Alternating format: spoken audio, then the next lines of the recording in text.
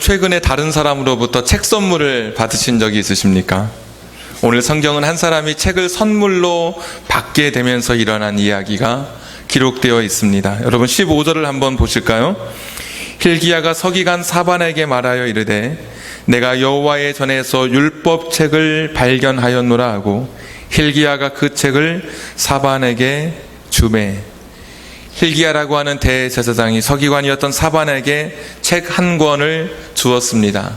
이 책은 물론 여러분 읽어보신 것처럼 하나님의 율법이 담겨 있었던 성경책이었습니다.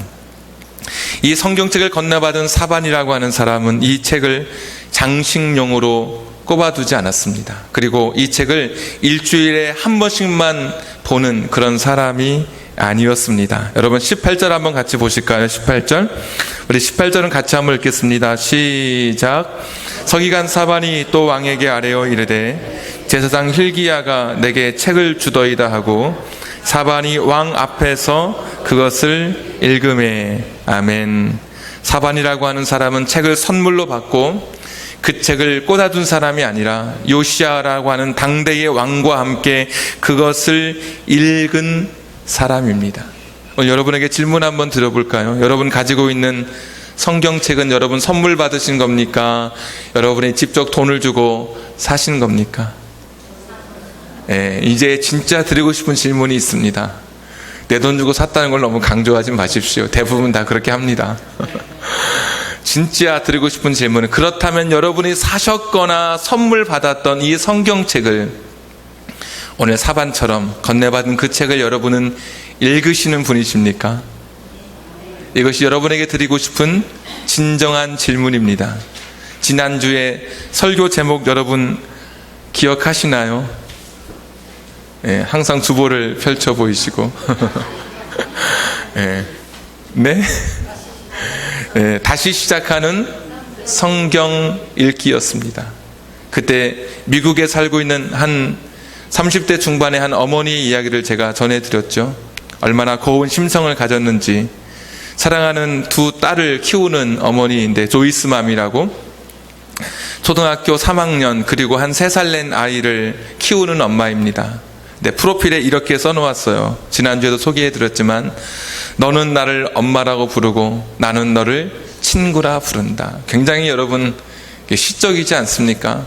우리는 그렇게 안 부르죠.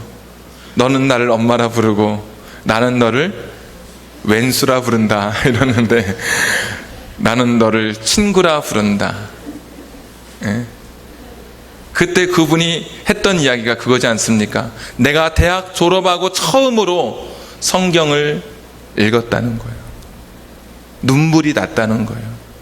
대학 졸업하고 한 10년의 세월이 지나는 동안 성경을 한번 읽지 못하다가 처음으로 이제 성경을 한번 읽고, 그 어렵다는 요한계시록을 읽으면서 이 자매님이 눈물을 흘리는 거예요. 왜 눈물을 흘리느냐?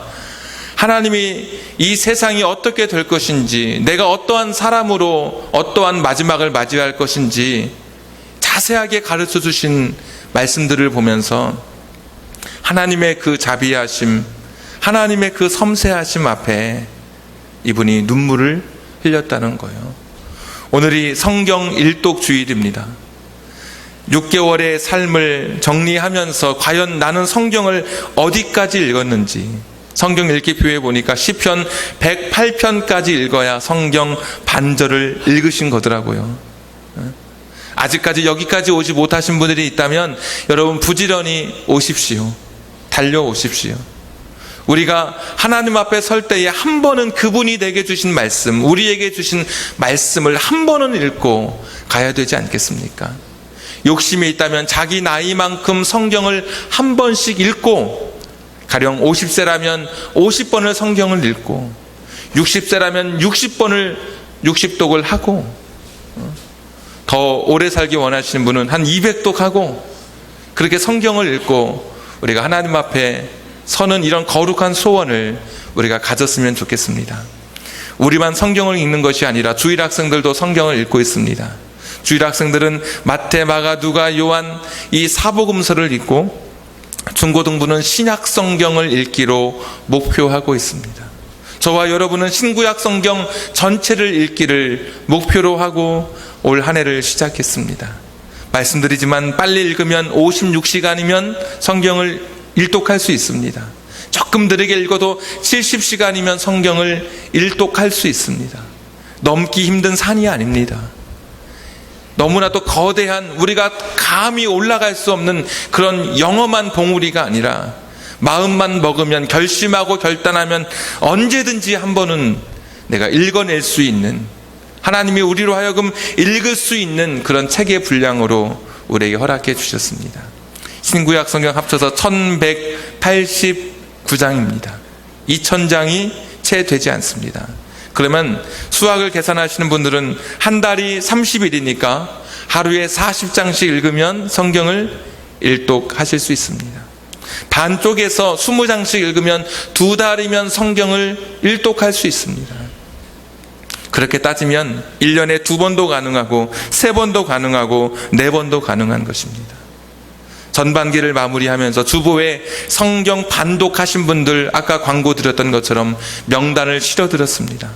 겸손해서 자기의 이름을 거기에 올리지 않은 분도 있으리라고 생각됩니다. 미처 보고를 다 하지 못해서 그 이름을 올리지 않은 분도 있을 것입니다. 한번 올 한 해 다시 한번 목표를 세워보십시오.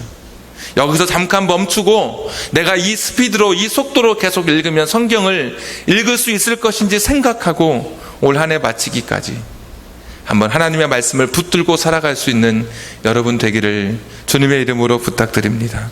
자, 그런데 오늘 본문은 이 성경을 읽었던 사반과 요시야 왕이 성경을 읽었다는 단편적인 이야기만 우리에게 기록해 놓고 있는 것이 아니라 이 성경을 읽었던 이 사람들이 그 다음에 무엇을 했는지 우리에게 보여주는 말씀이 오늘 성경에 기록이 되어 있습니다. 그래서 오늘 말씀의 제목이 성경 읽기 그 다음은입니다.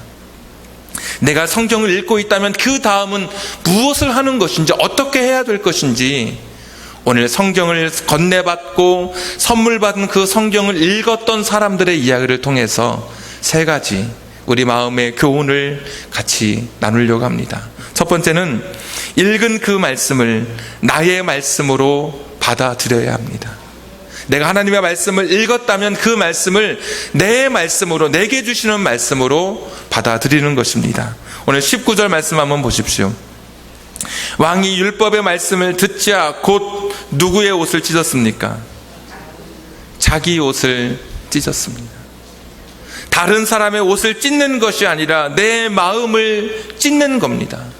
옷을 찢었다고 하는 표현은 이스라엘 백성들이 하나님 앞에 극심하게 슬픔을 표현하고 하나님 앞에 철저하게 회개할 때 자신의 가슴을 찢는 것과 같은 의미로 자신의 진심을 담아서 옷을 찢었던 것을 볼 수 있습니다. 하나님 말씀을 읽고 들을 때 먼저 자기 자신을 돌아본 것이죠. 21절도 한번 여러분 보십시오. 너희는 가서 나와 및 이스라엘과 유다의 남은 자들을 위하여. 먼저 나부터 시작합니다. 이 하나님의 말씀이 무엇인지 내게 주시는 말씀으로 먼저 이 말씀을 받아들이기 시작한 것입니다. 21절 마지막 보십시오. 21절 여호와께서 우리에게 쏟으신 진노가 크도다 하니라. 나와 그리고 이스라엘 백성에게 주시는 말씀으로 이 말씀을 받아들이고 있습니다. 내가 없는 것이 아니라 내가 포함되어 있는 내게 주시는 말씀으로 이 하나님의 말씀을 받아들이고 있는 것입니다. 성경을 읽는 사람들이 가져야 할 첫 번째 바른 태도가 바로 이 자세입니다. 하나님 말씀을 읽어갈 때 이것이 내게 주시는, 오늘 나에게 말씀하시는 하나님의 음성으로 듣는 것이죠. 스펙을 쌓는 것이 아니죠. 지식을 채우고 상식을 내 마음속에 이렇게 쌓아가는 것이 아니라 하나님의 말씀으로 이 말씀과 내가 조우하고 거기서 부딪혀져야 하는 것이죠. 다른 구역과 경쟁하기 위해서, 다른 사람보다 앞서기 위해서 성경을 읽는 것도 죄송하지만 바른 태도가 아닙니다. 우리는 성경을 읽으면서 내게 주시는 하나님의 말씀으로 이 성경을 읽고 이 성경에 우리의 시선이 고정되어야 할 것입니다.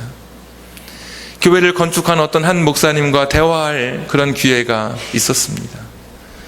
그 목사님의 고민이 있는데 다른 고민이 아니었습니다. 의리 생각하기를 건축 부채 때문에 매달 매주 찾아오는, 그렇게도 빨리 찾아오는 이 빚을 갚아야 하는 이런 날짜에 대한 압박감이 이 목사님의 1차적인 어려움이 아니었습니다. 이분의 고통은 딴 데 있었습니다. 이 목사님께서 하나님의 말씀을 깊이 묵상하고 성도님들에게 설교합니다. 여러분, 하나님 앞에 죽기까지 충성하십시오. 여러분의 젊음이 다하기 전에 내게 기회가 주어졌을 때 헌신하십시오. 봉사하십시오. 가슴을 열고 눈물로 호소를 하면 이 말씀을 받아들이는 성도님들은 그렇게 받아들인다고 합니다. 아, 우리 목사님이 헌금을 또 많이 하라고 하는구나. 진심이 통하지 않는 이런 설교, 진심으로 그들에게 설교해도 그것을 자기에게 주시는 하나님의 말씀으로 받아들이지 못하는 그 어려움을 보면서 이 목사님이 목회에 힘을 잃어가는 겁니다. 돈 어려운 것은 이겨낼 수 있지만 어떻게 버텨낼 것 같긴 한데, 설교회도 그 하나님의 말씀이 그들 속에 새겨지지 않고 채워지지 않는 것을 보면서 이 목사님이 자신의 그 아픈 멍든 이야기를 전해 주었습니다. 오늘 요시야라고 하는 이 왕의 이야기를 보면 8살 때 왕이 돼요. 34장 3절과 8절에 보면 16살 때는 이 사람이 고백하기를 다윗의 하나님이라고 고백해요. 26살이 될 때는 이 사람이 나의 하나님, 요시야의 하나님으로 이 성경의 기자들이 기록할 만큼 하나님을 자기의 하나님으로 삼았던 그런 사람이에요. 이 요시야라고 하는 사람은 점점 하나님에 대해서 다른 사람의 조상의 하나님, 부모의 하나님이 아니라 나의 하나님으로 알았던 사람이었고, 그리고 마침내 이 하나님의 말씀을 읽어가게 될 때, 성경 말씀을 접하게 될 때 내게 주시는 말씀으로 이 말씀을 받았다고 하는 것입니다.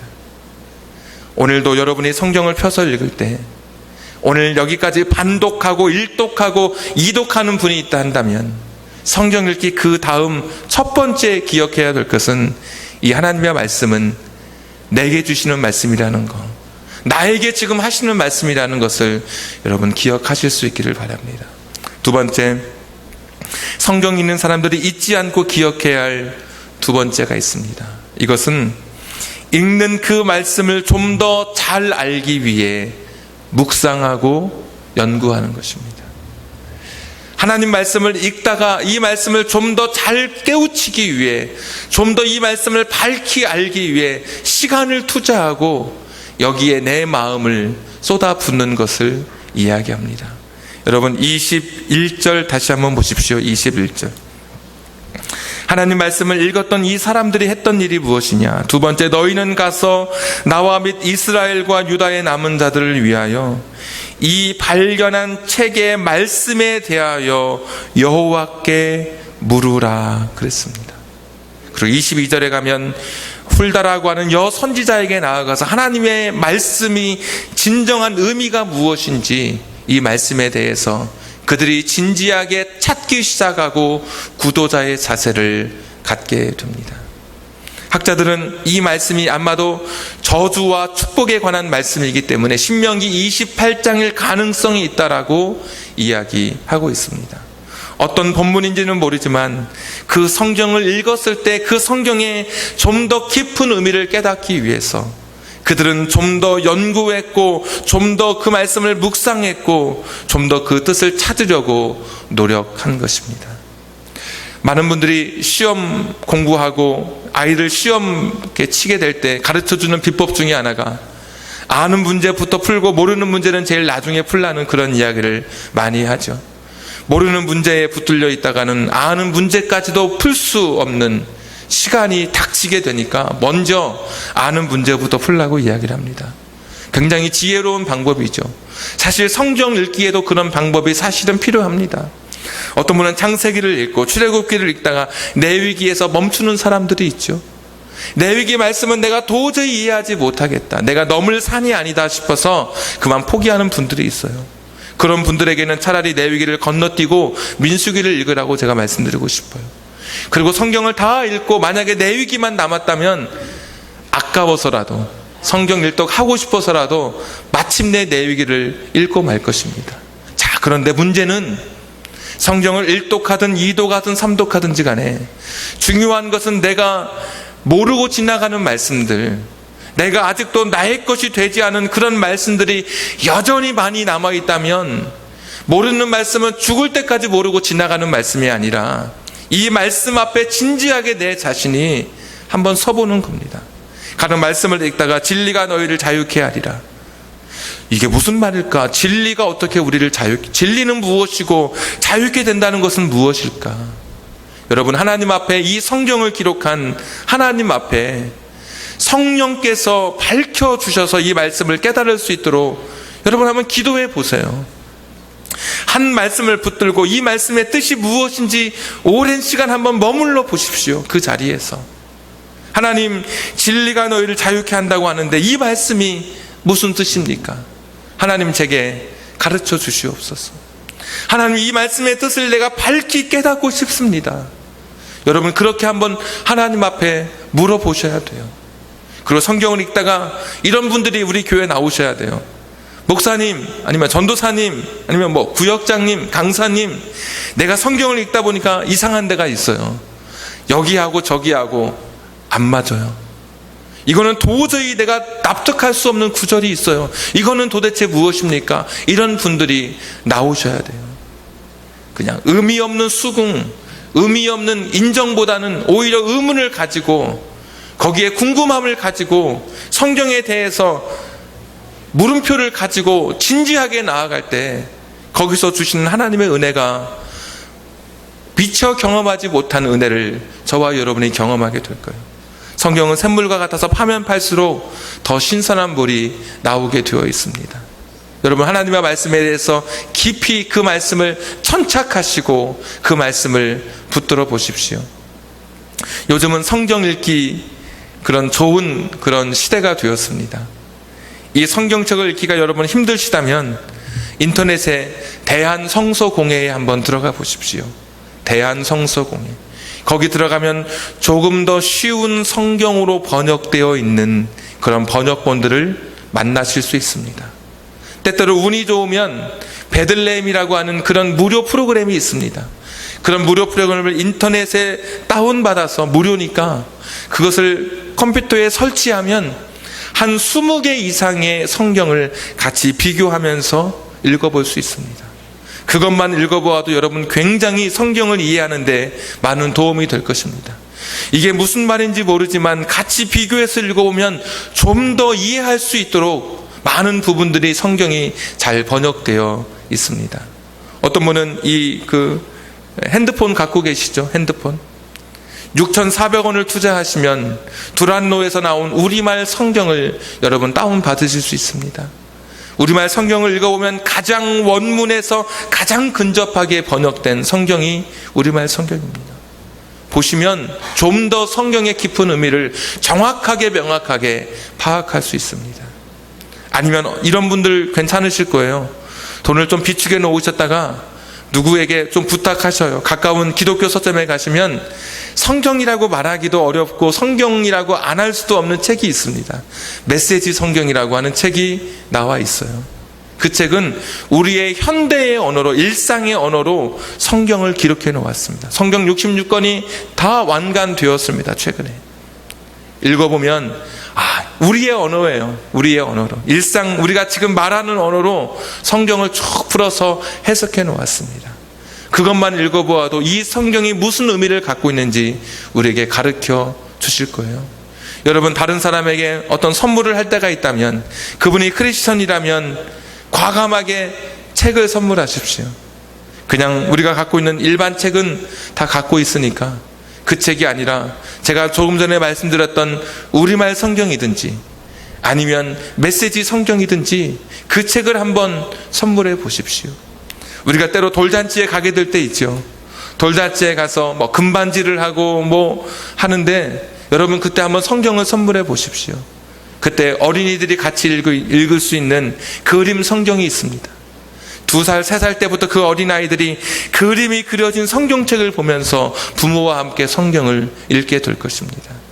옷을 사는 것도 좋고 다른 현금을 주는 것도 좋겠지만 그의 가정에 의미 있게 오래도록 깊이 각인될 수 있는 선물이 있다면 저는 그런 그림 성경 그들에게 이 책을 선물하는 것이라고 여러분에게 조언해 드리고 싶습니다. 사도행전 17장에는 베레아라고 하는 지역에 사는 사람들, 유대인들의 이야기가 기록되어 있죠. 참 인상적인 것은 여러분 많이 들어보셨을 것입니다. 그 사람들은 하나님의 말씀을 받을 때 이것이 그러한가 하여 날마다 성경을 상고했다 그랬습니다. 하나님 말씀을 들으면 아멘, 이것이 아니라 진짜 사도 바울이 전한 말씀이 맞는지 제대로 전한 것인지 다른 성경 막 찾아가면서 그들이 읽어보고 확인했다고 하는 것입니다. 목사가 전하는 메시지가 잘못될 수 있습니다. 전체적인 큰 흐름에서는 하나님의 말씀이지만 또 어떤 일부분에서는 잘못된 정보를 가지고 여러분에게 전해드릴 수도 있습니다. 여러분이 평소에 연구했던 말씀들, 알고 있었던 말씀하고 좀 다른 부분이 있으면 제게 말씀해 주시면 돼요. 그러면 저도 또 다시 제가 참고했던 책이라든지 연구했던 부분이 잘못되면 저도 또 하나 배우는 것이고, 그러니까 하나님의 말씀을 읽는 것으로 그냥 그치는 것이 아니라 이 말씀을 연구하고 이 말씀을 깊이 묵상해 가는 겁니다. 나만의 노트가 필요하죠. 창세기 3장을 읽다가 이사야서 말씀을 읽다가 요한복음을 읽다가 내가 어제 읽었던 말씀하고 이 말씀이 뭔가 연관이 있는 것 같다. 그러면 옆에다가 여러분 손으로 쓰시면 돼요. 이것이 바로 관주 성경 아닙니까? 읽다가 여기에 내 마음에 와닿는 말씀이 있으면 여기에다가 포스트잇을 붙여서 내 해석을 쓰면 되는 거예요. 내 해석을. 그러면 그것이 해설 성경 아닙니까? 그것이 많아지고 범주화되고 조직화되면 책으로 내서 사람들이 그 책을 해설 성경도 사보고 관주 성경도 사보는 것이죠. 여러분 각자의 연구된 성경, 여러분이 이 성경 앞에 씨름할 수 있는 여러분 되기를 바랍니다.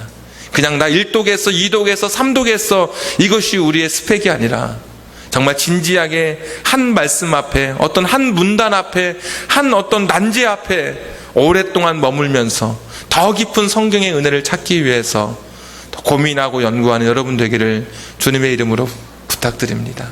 세 번째, 성경을 읽는 사람들이 잊지 않고 기억해야 할 세 번째가 있습니다. 오늘 말씀 29절부터 31절까지인데 제가 한번 읽겠습니다. 29절부터 31절 말씀. 왕이 사람을 보내어 유대와 예루살렘의 모든 장로를 불러 모으고 여호와의 전에 올라가매 유다 모든 사람과 예루살렘 주민들과 제사장들과 레위 사람들과 모든 백성이 노소를 막론하고 다 함께 한지라. 왕이 여호와의 전 안에서 발견한 언약책의 모든 말씀을 읽어 무리의 귀에 들려주고, 여기도 읽지요. 31절 다 같이 읽겠습니다. 시작. 왕이 자기 처소에 서서 여호와 앞에서 언약을 세우되 마음을 다하고 목숨을 다하여 여호와를 순종하고 그의 계명과 법도와 율례를 지켜 이 책에 기록된 언약의 말씀을 이루리라 하고. 아멘. 31절 마음을 다하고 목숨을 다하여 여호와를 순종하고 그의 계명과 법도와 율례를 지킬 것이다. 이것이 성경 읽는 사람들이 가져야 할 세 번째, 가져야 할, 우리가 붙들어야 할 하나님의 말씀입니다. 성경을 읽고 깨달은 말씀, 내게 주시는 말씀, 이것도 참 좋습니다. 두 번째 주신 것처럼 성경을 읽고 내가 연구하는 거 참 좋습니다. 저는 성경을 연구하는 게 참 좋더라고요. 그냥 재밌더라고요. 그냥 한 주제를 가지고 좀 깊이 들어가, 쓸데없는 것처럼 보이는데 그냥 깊이 들어가는 게 재밌더라고요. 찾다 보면 이렇게 연결되고 저렇게 연결되면서 조금씩 그 지평이 넓혀지는 것을 제가 조금씩 이제 조금 알 것 같아요. 아직도 부족하지만 그것도 여러분 좋아요. 내게 주시는 말씀으로 첫 번째 받아야 되죠. 두 번째, 또 내가 그것을 연구해서 더 깊이 깨닫고 또 하나님의 말씀을 내가 묵상하면서 더 우리가 또 폭넓게 확장된 하나님의 말씀으로 받아들이는 것 좋아요. 중요한 것 세 번째예요. 이 말씀을 지켜서 행하는 것, 여러분, 이거 중요한 것 아닐까요? 성경 퀴즈 대회 할 때 소위 성경 박사들이 우리 교회도 있습니다. 그러나 문제가 나오기도 전에 삐 누르면서 답을 맞춘다 한들 그의 삶에 행함이 없고 그의 삶의 성경적 삶이 그의 인생을 뒷받침하지 못한다면 그가 가진 성경 시식은 성경 퀴즈 대회만 반짝하고 마는, 사람들 앞에서 성경 퀴즈 대회 시간에는 갈채를 보낼지언정 뒤돌아서서는 그에게 여지없이 그를 비난하는 그런 삶을 피할 수 있을까요? 내가 아는 성경 말씀과 내가 아는 성경 지식이 내 삶으로 실천되지 못할 때 그가 가진 지식은 얼마나 공허하고 얼마나 허무한 것일까요? 여기서 설교하는 목사가 아무리 굉장히 유식한 말을 하고 대단한 설교를 한다 할지라도 그 삶이 전혀 없다면 오늘 제가 여러분에게 전하는 이 메시지가 얼마나 참 공허하고 얼마나 비참한 것일까요? 성경을 읽는 것 중요한 것입니다. 읽어야죠. 내 말씀으로 받아들여야죠. 더 깊이 알기 위해서 노력해야죠. 그러나 그것이 전부가 아닙니다. 성경을 읽고 내게 주신 이 말씀대로 살아가는 것, 이것이 성경 읽는 사람들이 가져야 할 세 번째, 붙들어야 할 하나님의 말씀입니다. 아무리 운동학 박사라 할지라도 그가 가진 수영에 대한 철저한 지식, 분석, 그가 가진 여러 가지 그런 폭넓은 그런 배경적 지식이 있다 할지라도 그가 실제 수영하는 것과는 큰 차이가 있다는 것을 여러분 알고 계시죠? 옛날에 우리나라 야구에 청보 핀토스라고 하는 그런 야구단이 있었습니다. 야구 해설을 읽다 보면 쪽집게 해설하는 분들이 몇 분 계셔요. 그분이 안타 칠 것 같다 그러면 거의 안타를 칩니다. 물론 빠져나갈 이야기를 하면서 그렇게 해설을 하긴 하죠. 근데 그 당시에 해설을 아주 잘하는 사람이 있었어요. 정말 저 사람대로 하면 정말 승승장구할 것 같은 거예요. 청보 핀토스에서 감독을, 그 해설자를 모셨습니다, 여러분. 근데 어떻게 됐는지 아십니까? 금방 그만두었습니다. 알고 있는 지식과 실제는 너무 다른 거예요. 이것이 우리 기독교의 비극 아닙니까? 지금 세상 사람들은 우리에게 너가 얼마나 많은 지식을 갖고 있느냐 물어보는 게 아니에요. 세상 사람들은 당신이 얼마나 성경에 대해서 많이 연구했느냐 그것을 물어보는 게 아니에요. 세상 사람들은 당신이 하나님의 말씀을 읽을 때 당신의 말씀으로 읽고 얼마나 이 자리에서 회개하고 눈물을 흘렸느냐 그것을 보는 게 아니에요. 세상 사람들은 세 번째, 얼마나 그 말씀을 실천하며 살아가는지 그것을 보고 있습니다. 저는 항상 어떤 사람이 청문회에 설 때마다 제일 두려운 것이 요즘에 드는 그 짧은 기도가 제발 기독교인이 아니기를. 저는 그렇게 기도합니다. 어떤 높은 자리에 서는 사람들마다 저도 그렇게 살지 못하지만 성경에서 가르치고 있는 성경적 삶과는 너무 먼 거리의 삶을 살아가고 있지 않던가요? 청빈한 사람을 보지 못했습니다. 자기 것을 내려놓는 사람을 보지 못했습니다. 오늘 손해보아도 정직하게 주소를 옮기지 않고 그렇게 자식을 좀 낮은 학군에서 교육시킨 사람을 저는 아직 보지 못했습니다. 짧은 시간 내에 그 많은 돈을 탈법은 아닐지언정 성경의 정신, 성경의 말씀대로의 삶도 결코 아닐 것입니다. 성경을 읽을수록 우리에게 변화된 삶을 요구합니다. 우리에게 계속해서 개혁하라고 말씀해 주십니다. 그러니까 이걸 성경을 읽으면 우리 안에 차라리 쓰라려야 되죠. 먹으니까 배에서 쓰다고 했던 그 말씀처럼 우리도 이 성경 말씀을 읽을 때 힘들어야 되죠. 사실은 여러분 괴로워야 되죠. 내가 그렇게 살아야 되지 않겠습니까? 주일 양육반 그리고 목요일 양육반 성경 공부 요즘에 시작해서 하고 있는데 거기에 나오는 질문을 여러분에게 한번 동일하게 드려볼게요. 성경을 읽는 여러분들이요, 1년 전과 여러분은 얼마나 달라지셨습니까? 이런 질문이 있었습니다. 1년 전과 지금 여러분 얼마나 달라지셨습니까? 쉽게 말씀을 하지 못하세요. 설교는 제가 일방적으로 이야기하지만 성경 공부는 같이 주고받는 것이기 때문에 제가 최대한 말할 수 있도록 제가 소위 자리를 깔아드려요. 좀 마음을 편하게 해드려야 되잖아요. 그래서 제가 이렇게 이야기했죠. 1년 전과 1년 후 달라진 게 여러분 무엇입니까? 몸무게 빼고. 제가 이렇게 이야기했습니다. 그러면 이제 이렇게 약간 피식 웃고 뭔가 이렇게 가슴을 열어서 이야기가 나와야 되는데 여러분 쉽게 이야기가 안 나오더라고요. 여러분 대답해 보세요.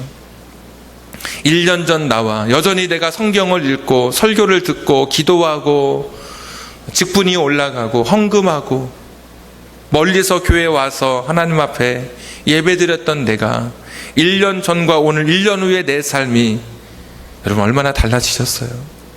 얼마나 성숙해지셨어요? 얼마나 무슨 변화가 여러분 진짜 있으셨어요?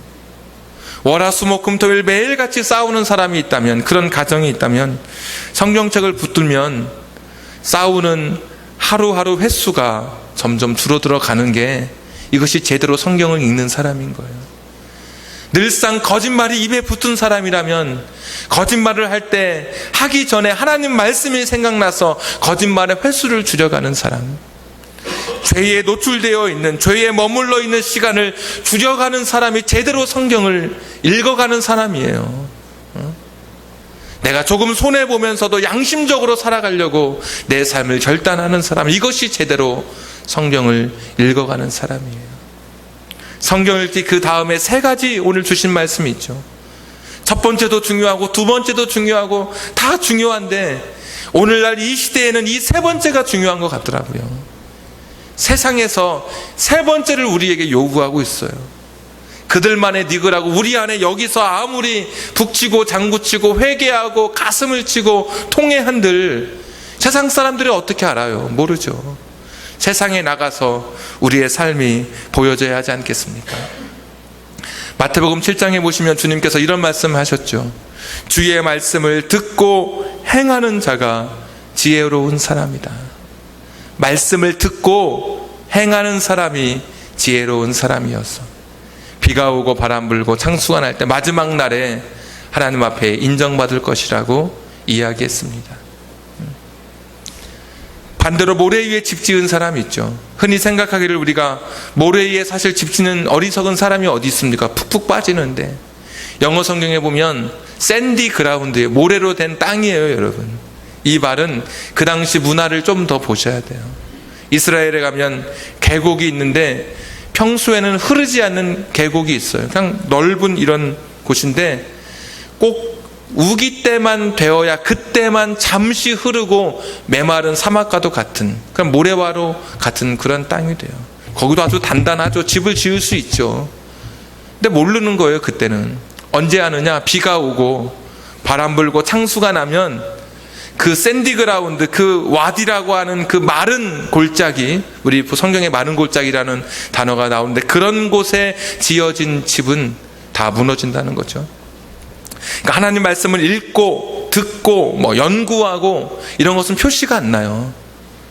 언제 표시 나느냐, 하나님 앞에 갔을 때 이런 삶으로 살지 않은, 행함이 없는 사람들, 행하지 않았던 사람들의 모든 삶은 하나님 앞에 서는 날 다 무너지게 되는 것이고, 하나님이 인정하시는 것은 말씀을 듣고 행하는 사람들, 그 말씀에 순종하며 살아가는 그 사람들, 그 사람들이 예수님 위에 반석을 제대로 세운 사람들이고, 그 사람들이 하나님 앞에 섰을 때 무너지지 않고 인정받게 되는 것입니다.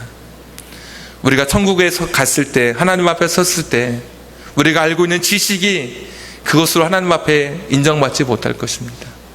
내가 연구한 연구의 성과물들이 어떤 대단한 논문의 그런 연구 결과물이 하나님 앞에 인정받는 게 아니라 내가 살았던 말씀만, 내가 살았던 삶만 하나님 앞에 인정받게 될 것입니다. 요즘 여러분 성경 읽느라고 힘드시죠? 제가 알아요. 어떤 분들은 수면제가 필요 없다는 그런 분이 계시더라고요. 축하드립니다.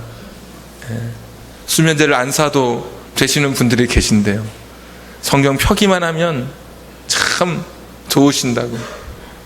여러분 좋아요.